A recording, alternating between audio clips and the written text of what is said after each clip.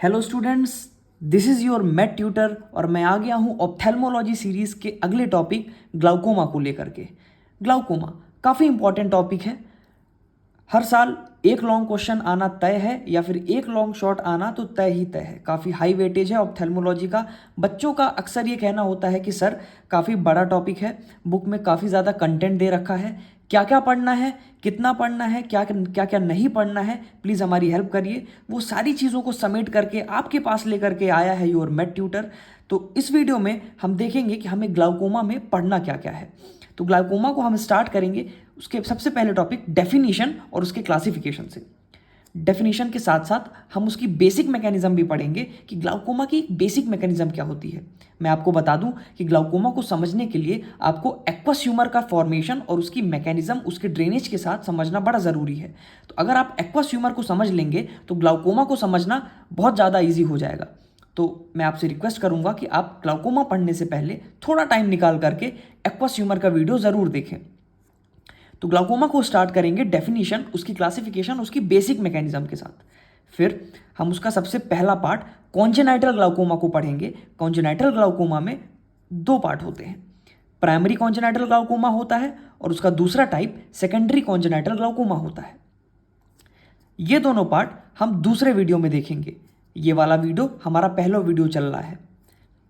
फिर तीसरा पार्ट आएगा प्राइमरी ओपन एंगल ग्लाउकोमा। ये पूरा का पूरा टॉपिक लॉन्ग में आता है, 20 नंबर का आपका क्वेश्चन आएगा। तो प्राइमरी ओपन एंगल ग्लाउकोमा बहुत ज़्यादा इंपॉर्टेंट है। इसमें हमें क्या क्या पढ़ना है, इसकी डेफिनीशन, एटियोपैथोजेनेसिस, क्लिनिकल फीचर्स और इसके दो बहुत इंपॉर्टेंट सब questions, optic disc changes in open angle glaucoma and visual field defects in open angle glaucoma.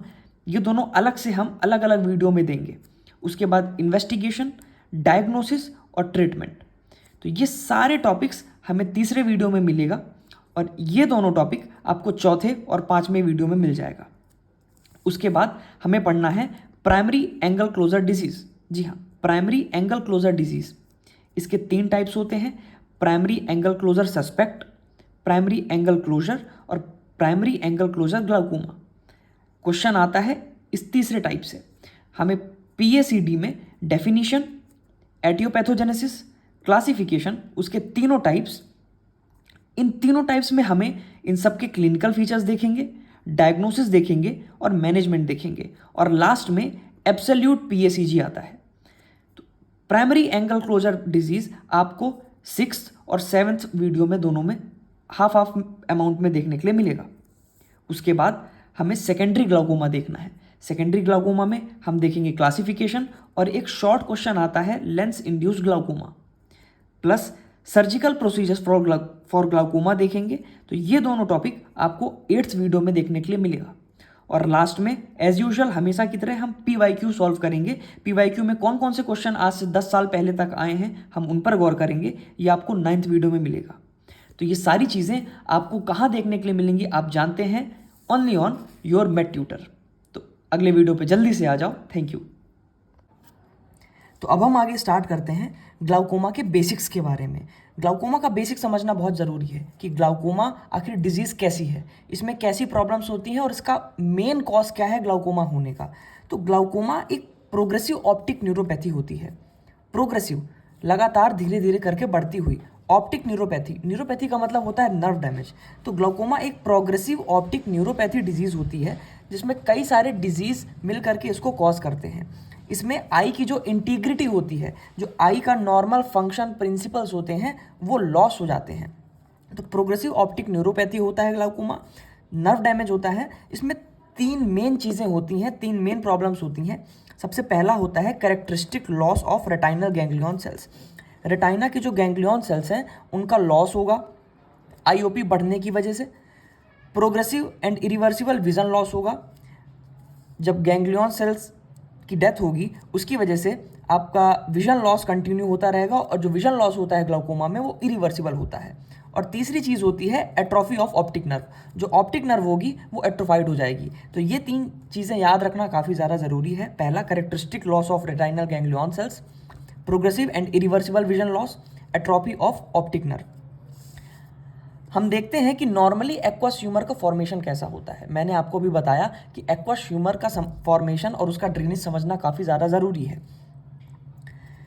तो ये आपकी एक नॉर्मल आई बॉल है, ये लेंस है, ये इसके बेसिक स्ट्रक्चर्स हैं। तो जो एक्वस ह्यूमर होता है वो सिलरी बॉडी से प्रोडक्शन होता है। सिलरी बॉडी उसका प्रोडक्शन करेगी पोस्टीरियर चैम्बर में। तो ये वाला पार्ट आपका पोस्टीरियर चैम्बर होता है।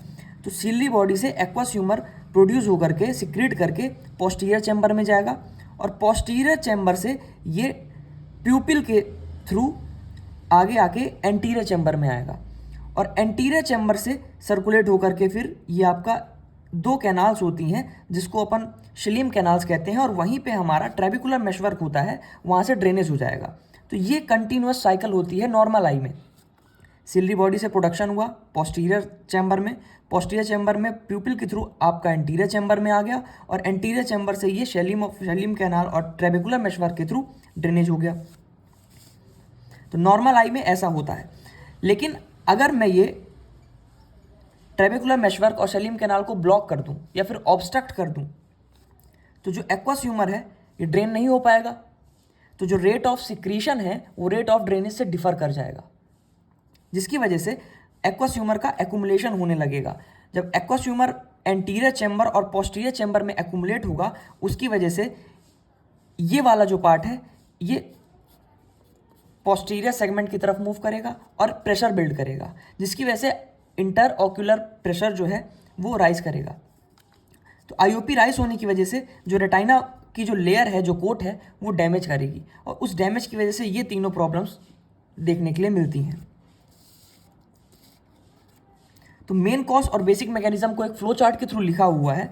तो ऑब्स्ट्रक्शन ऑफ एक्वस आउटफ्लो, तो जो एक्वस प्रोडक्शन हो रहा था उसका ऑब्स्ट्रक्शन होने की वजह से, ऑब्स्ट्रक्शन ऑफ एक्वस आउटफ्लो क्यों होता है? ड्यू टू टोटल और partial blockage of canal. Aqueous humour फिल्स the anterior and posterior chamber. जब एक्वस ह्यूमर अब ड्रेन नहीं हो पाएगा तो वो एंटीरियर और पोस्टीरियर चैम्बर में फिल हो जाएगा।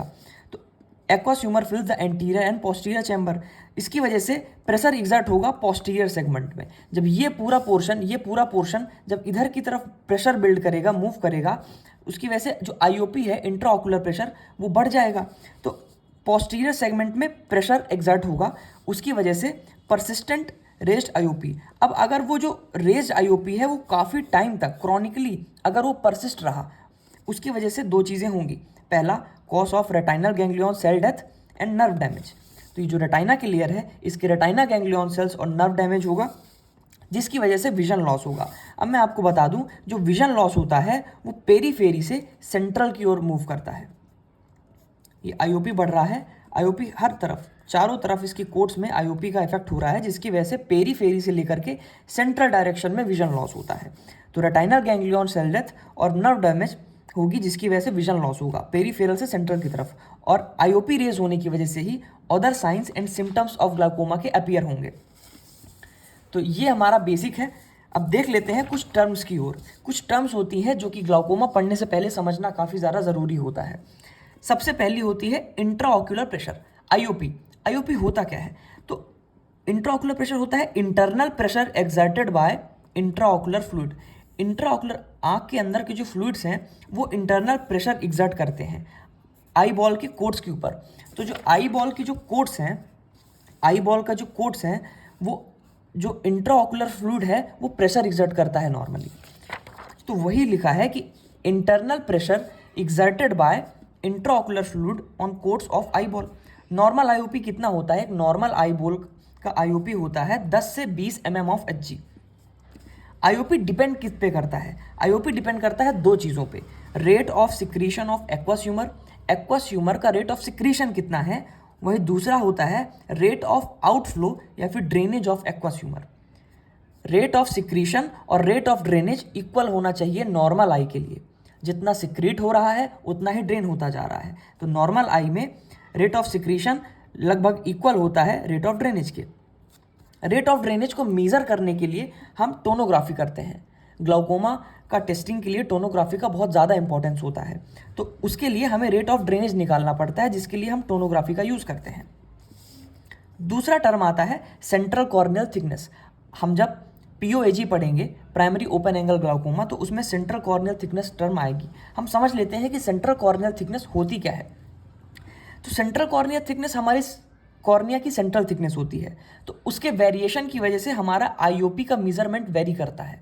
तो वेरिएशंस इन सीसीटी, अगर सेंट्रल कॉर्नियल थिकनेस में वेरिएशंस हैं तो वो आईओपी को अफेक्ट करेगा, आईओपी मेजरमेंट को। किससे मेजर करते हैं? एप्लीनेशन टोनोमीटर से। Variation in CCT affects apparent IOP as measured by applanation tonometer. तो अगर थिनर कॉर्निया है, अगर कॉर्निया थिनर है तो tends to give lower IOP. Thinner cornea की वजह से लोअर आईओपी होने के चांसेस ज़्यादा हैं।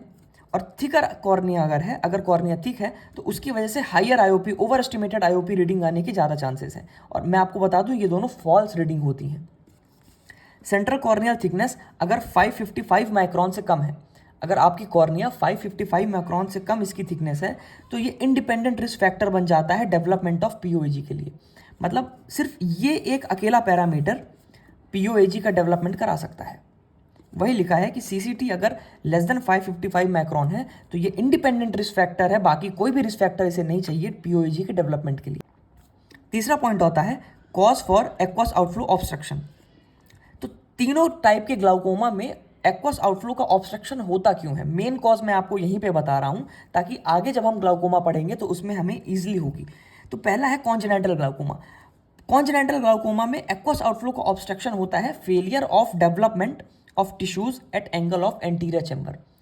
तो जो ये हमारा ये एंगल ऑफ एंटीरियर चैम्बर होता है, ये एंगल ऑफ एंटीरियर चैम्बर होता है जहाँ से ड्रेनेज होता है। तो यहाँ की जो टिश्यूज़ हैं जैसे ट्रेबेकुलर मेशवर्क हो गया, शलीम्स कैनाल हो गया, या फिर कोई लेयर आ गई, तो माल डेवलपमेंट की वजह से, डेवलपमेंट के फेलियर की वजह से जो टिश्यूज़ हैं एंगल ऑफ एंटीरियर डेवलपमेंट वो सही से डेवलप नहीं कर पाएंगी, उसकी वजह से कॉन्जेनाइटल ग्लाउकोमा होता है। दूसरा, प्राइमरी ओपन एंगल ग्लाउकोमा में एक्वस आउटफ्लो का ऑब्स्ट्रक्शन क्यों होता है? प्राइमरी ओपन एंगल ग्लाउकोमा में failure of aqueous outflow pump mechanism. तो जो पंप मैकेनिज्म होता है जो कि एक्वस ह्यूमर को पंप करता है, ड्रेनेज करता है, वो पंप मैकेनिज्म फेल हो जाता है। इसमें ऑब्स्ट्रक्शन नहीं होता है, इसमें जो एंगल है वो ओपन ही रहता है। वहीं प्राइमरी क्लोज एंगल ग्लाउकोमा में जो पंप मैकेनिज्म है वो तो सही काम करता है, लेकिन जो एंगल है वो क्लोज हो जाता है। कौन क्लोज करता है? Peripheral iris. ये आइरिस मूव होकर के आगे मूव करता है, जिसकी वजह से ये जो एंगल है वो क्लोज हो जाता है और ड्रेनेज नहीं हो पाता है। तो इसमें एंगल क्लोज हो जाता है, जिसकी वजह से एक्वस ह्यूमर का आउटफ्लो रुक जाता है। कौन कराता है एंगल क्लोज? Peripheral iris. और प्राइमरी ओपन एंगल ग्लाउकोमा में एंगल तो ओपन होता है, लेकिन जो पंप मैकेनिज्म है एक्वस आउटफ्लो का वो फेल हो जाता है। और कॉन्जेनाइटल ग्लाउकोमा में डेवलपमेंटल फेलियर हो जाता है टिश्यूज़ का एंगल ऑफ एंटीरियर चैम्बर में, जिसकी वजह से ड्रेनेज नहीं हो पाता है। ये तीन मेन कॉज होते हैं एक्वस आउटफ्लो ऑब्स्ट्रक्शन के। अब हम अगले वीडियो में कॉन्जेनिटल ग्लाउकोमा के बारे में पढ़ेंगे, ग्लाउकोमा की क्लासिफिकेशन के बारे में पढ़ेंगे और ग्लाउकोमा की ऑथेंटिक डेफिनेशन पढ़ेंगे। Thank you.